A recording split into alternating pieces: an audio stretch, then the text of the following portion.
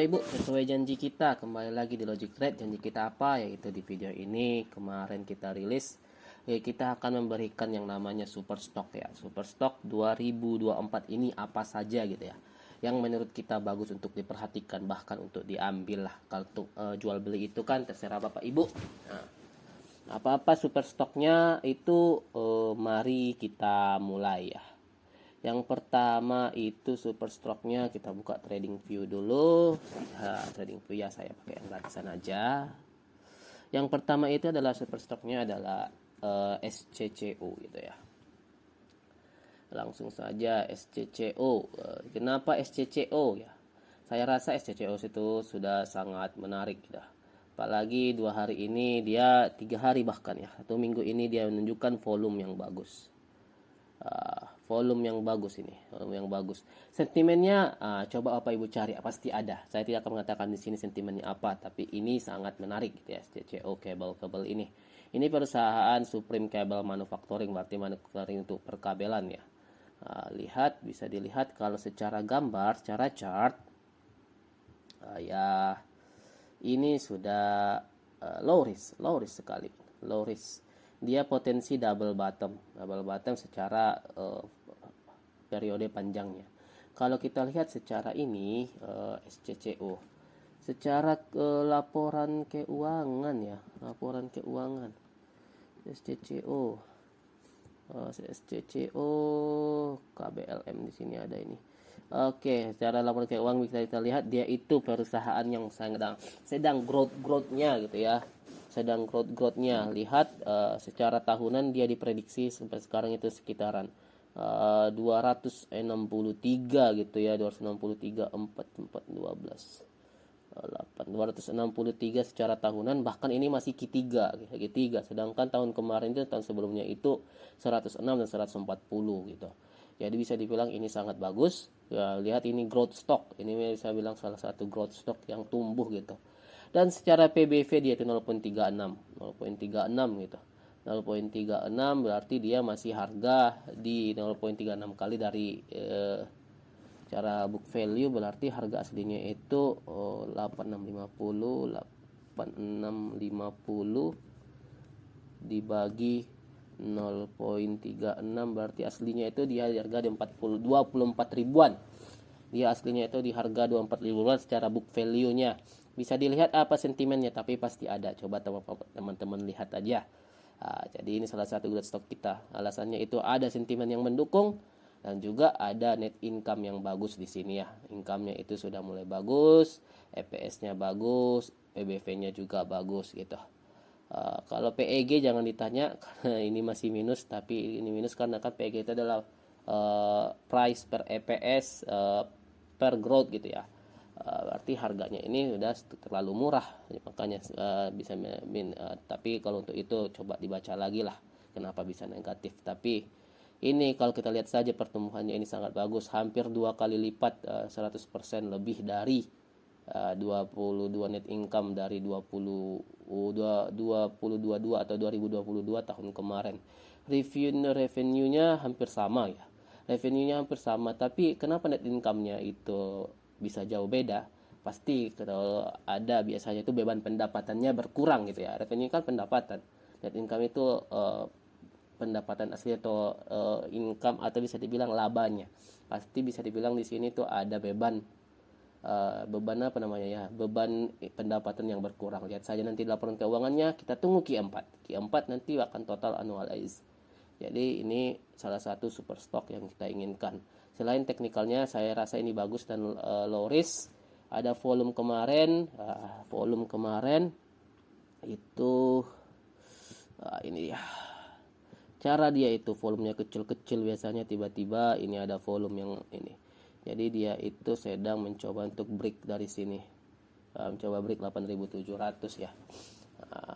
Tapi ingat, ini sahamnya itu harus dicicil pelan-pelan karena sahamnya ini bid overnya itu pasti bisa dibilang kecil-kecil lah. Coba kita lihat bid overnya ya. Bid overnya ya, lihat ini bid overnya 3715, karena sahamnya mahal jadi ini juga bid overnya kecil-kecil. Jadi harus pelan-pelan ngumpulinnya, tidak bisa hajar kanan langsung, tidak bisa gitu. Karena kan kalau saham-saham itu biasanya itu sepi-sepi dulu ya. Nanti kalau baru datang setelah saham barang sudah terkumpul semua, maka liquidity provider bakal muncul nanti. Itu ya. Berikutnya selain SCCO itu apa? Di sini saya kasih yang namanya OBMD ya. OBM. Sentimennya apa? Seperti kita tahu bahwa banyak sekali sekarang perminyakan ya, minyak sedang mendidih-didihnya gitu ya. Tidak mungkin si pengeboran minyak ini tidak tersengat dengan isu itu, apalagi adanya ditemukannya sumber minyak baru gitu ya. Sumber minyak baru Indonesia di mana ya, yang tanahnya dibeli, lupa, nanti dicek lagi lah di mana. Tapi menurut saya bagus ya. Karena ada sentimen itu, harga minyak ditemukannya minyak baru dan energi dan lain-lain. Sebelum ke teknikal, kita lihat dulu secara pendapatannya. Cara pendapatannya bisa kita lihat juga, proyeksinya itu 55 miliar gitu ya. Ini juga growth, saya bilang growth ya, dari 5855, berarti pertumbuhannya berapa ya? 55 kurang 8 per 47. 47 per 8. 700% ya. Dia growth 700% dari tahun lalu gitu ya. Tahun sebelumnya itu sekitaran 3 per 5, sekira 60%. Dari sini, dari tahun 2001 60%, 8 ke 55 ini 700%. Saya bilang ini adalah salah satu growth stock juga, growth stock yang menarik gitu ya. Secara PBV memang dia itu sudah 1,44, tapi masih bagus, belum di bawah, belum 2 sekian lah, masih bagus. Secara pernya juga pernya secara tahunan itu ada sekitaran 4. Nah, masih kecil ya, 4 ya, di bawah 10 dia. Price per earning ratio 4, masih bagus. Dan kalau yang saya suka ini PEG-nya masih kecil. Kenapa PEG kecil? Harganya price per earning sekarang dibagi growth-nya. Itu kan growth, EPS growth kan. Berarti pertumbuhannya PEM bilangnya itu besar gitu ya. Makanya 0,12. Makanya bisa dibilang pertumbuhan karena pertumbuhan yang besar ini, makanya PEG-nya kecil. Jadi salah satu growth stock yang bagus untuk kita, OBMD ya. Bisa dibilang salah satu growth stock gitu. Jadi kalau coba kita lihat secara teknikal juga, saya rasa ini bagus ya, OBMD. Ya, bagus. Dia sekarang sedang membentuk yang namanya, kalau teman-teman suka yang namanya apa namanya, candle, pola-pola candle gini, pasti bisalah nebak ini apa ya. Scanning triangle lah istilahnya, nggak tahu siapa namanya, tapi saya rasa ini scanning triangle. Dan ini saya rasa cukup menarik karena dia itu ada akumulasinya di sini. Akumulasinya di sini. Dan sini dia akumulasi. Dan dia sedang nge-backup barang-barang atas. Dia backup barang-barang atas dan kemungkinan dia akan kencang setelah breakout ya. Oke, itu untuk OBMD. Apalagi yang super stock menurut kita itu adalah, salah satunya adalah juga itu dari sektor nikel. Tahun ini ya 2024 itu nikel pasti yang salah satu hal yang sangat berdampak ya, apalagi salah satu capres wapres kita kan lagi mencanang-canangkan programnya itu yang namanya hilirisasi. Arti yang sekarang itu ada hilirisasi yang paling dekat itu adalah nikel. Mana yang nikel yang bagus? Ada 2, tapi ya saya yang pertama itu adalah DKFT. Kenapa ini bagus? Kita coba lihat, zoom out dulu ya. Zoom out. Ya, sebelum teknikal kita lihat aja dulu apanya. Oke, statistiknya. DKFT.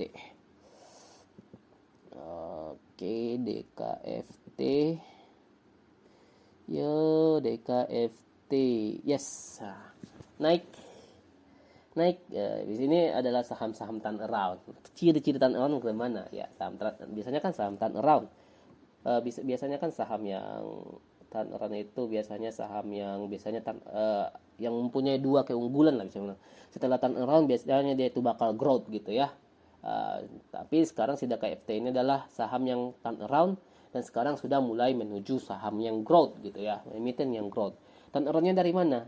Setelah dia terdepresi di tahun-tahun sebelumnya, di 2021 dia itu secara tahunannya itu minus, pendapatannya itu 186 miliar. Tahun 2002 dia sudah mulai plus. Turnaround ya dari Indonesia, dan kemudian di tahun 2023 ini proyeksinya 91 miliar. 91 miliar kenapa gitu ya, 91 miliar proyeksinya.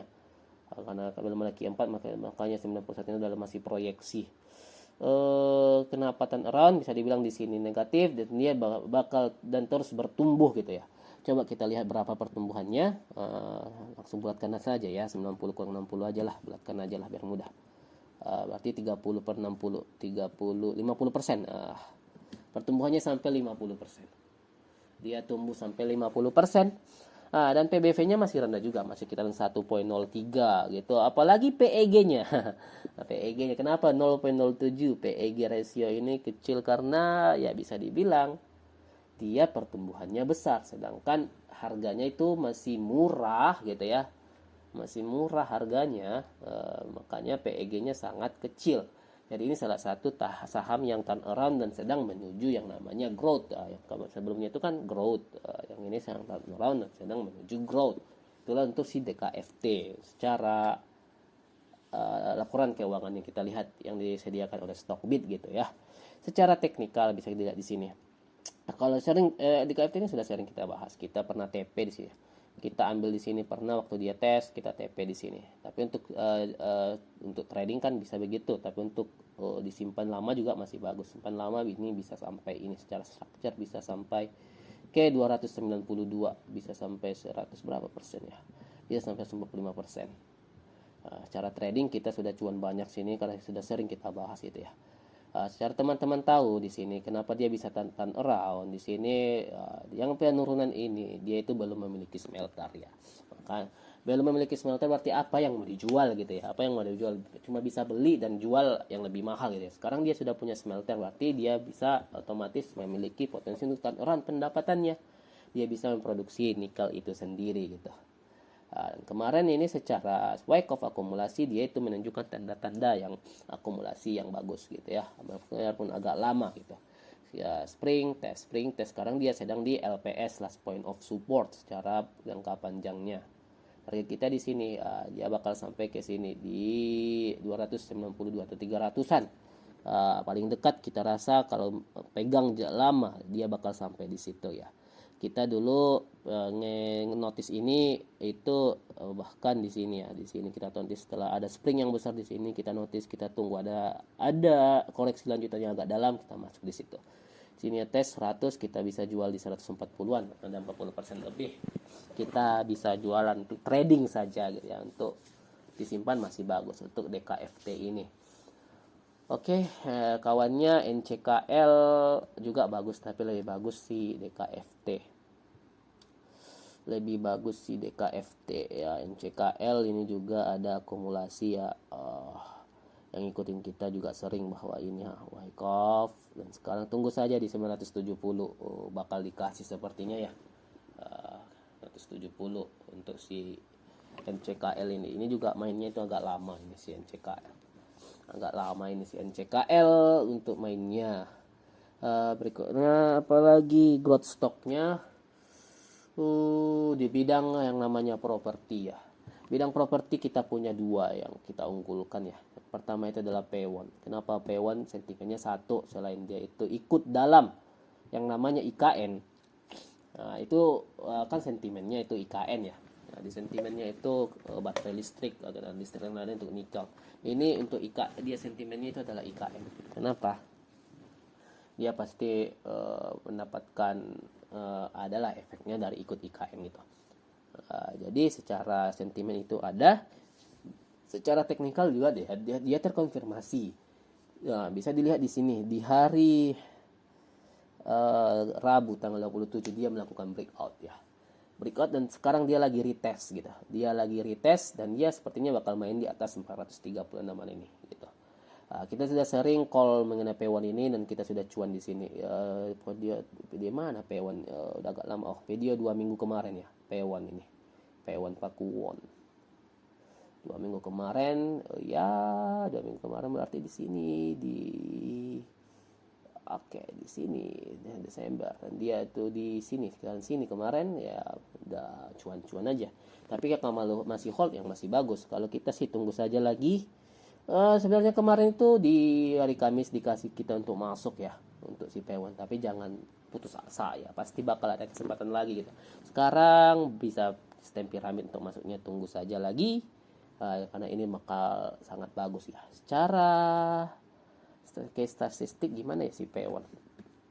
Saya rasa pendapatannya juga meningkat ini. Growth juga ini, growth stock juga saya rasa ini ya. Coba kita lihat. Saya rasa ini growth stock. Ya, growth stock ya, growth.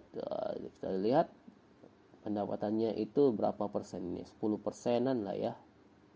10% naik 10% dari tahun 2021 2022 berapa persen?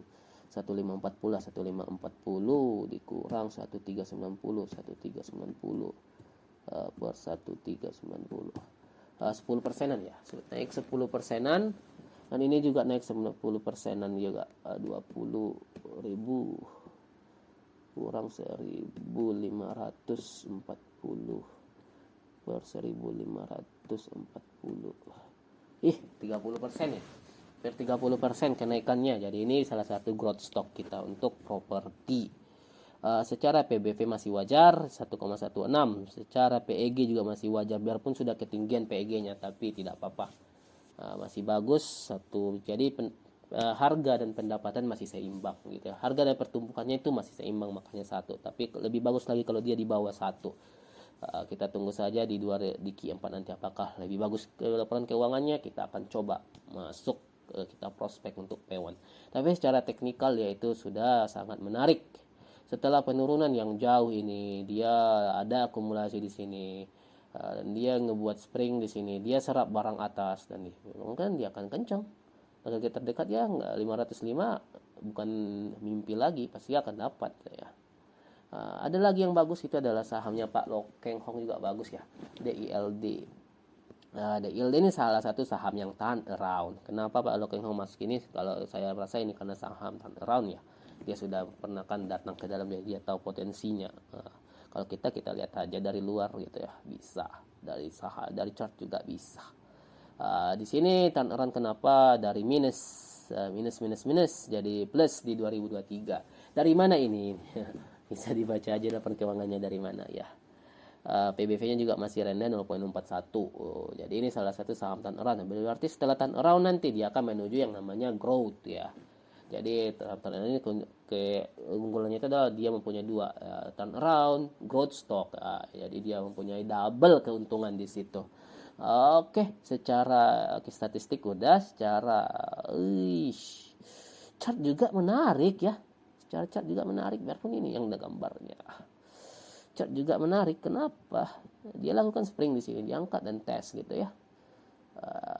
Bisa dilihat di sini.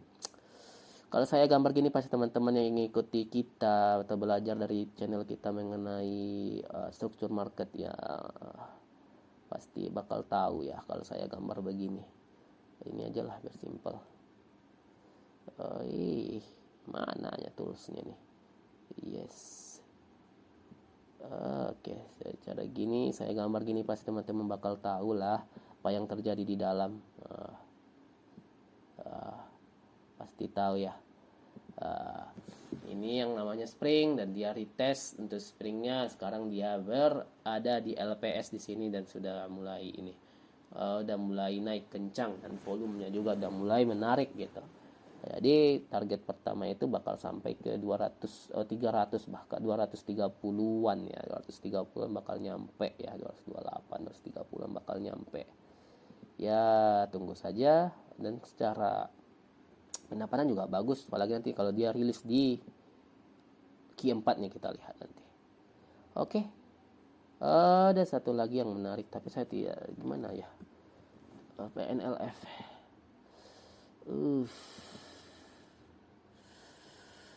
Ya menarik ya PNLF. PNLF menarik kenapa ya? Satu, PBV nya itu masih kecil ya.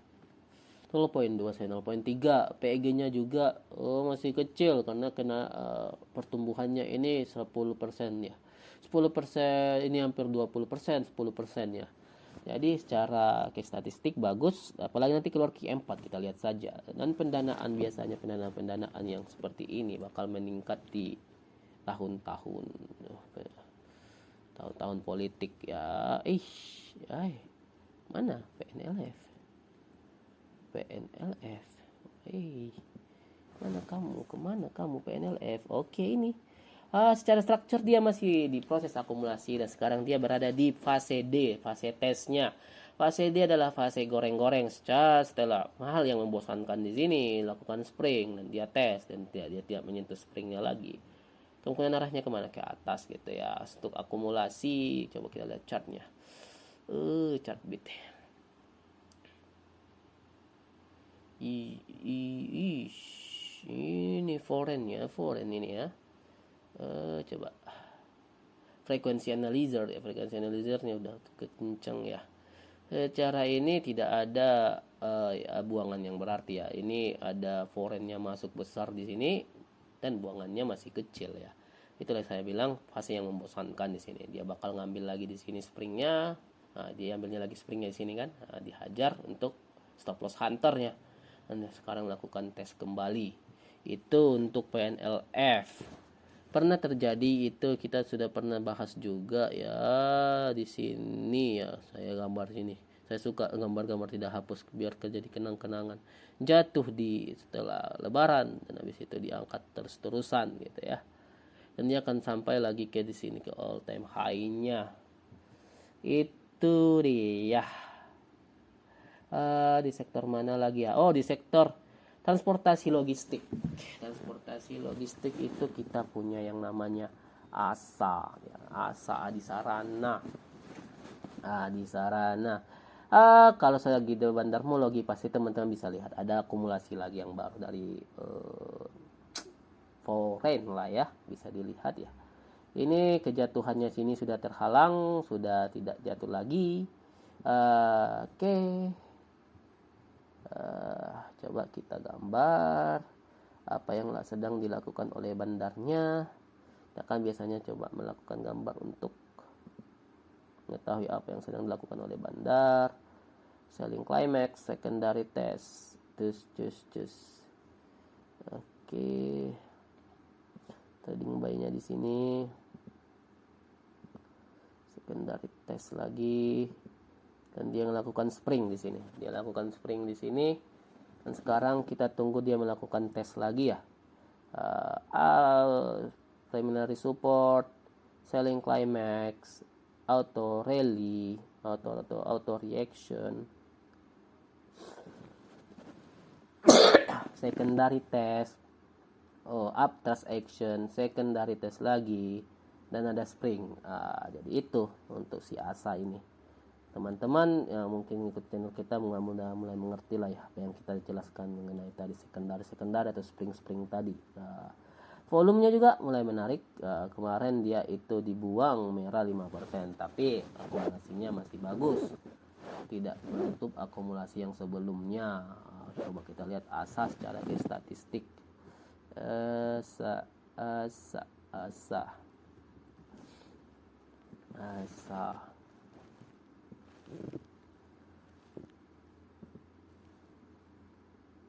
Asana ya, 50% kenaikannya, bagus lah ya. PBV-nya 1,69, jadi PBV-nya masih bagus. PBV-nya 1,69, belum kedua masih bagus, masih bisa ada harapan kedua nanti. PIG rasionya, tapi dari segi pendapatan saja, dari segi ini ya memang kurang menarik, tapi dari segi teknikal saya bilang ini, dan saya bilang salah satu saham yang menarik untuk si ASA gitu. Oke teman-teman, Bapak Ibu, itu saja. Ingat, ini hanya pembelajaran atau informasi ya. Keputusan jual beli tetap ada di Bapak Ibu, itu disclaimernya.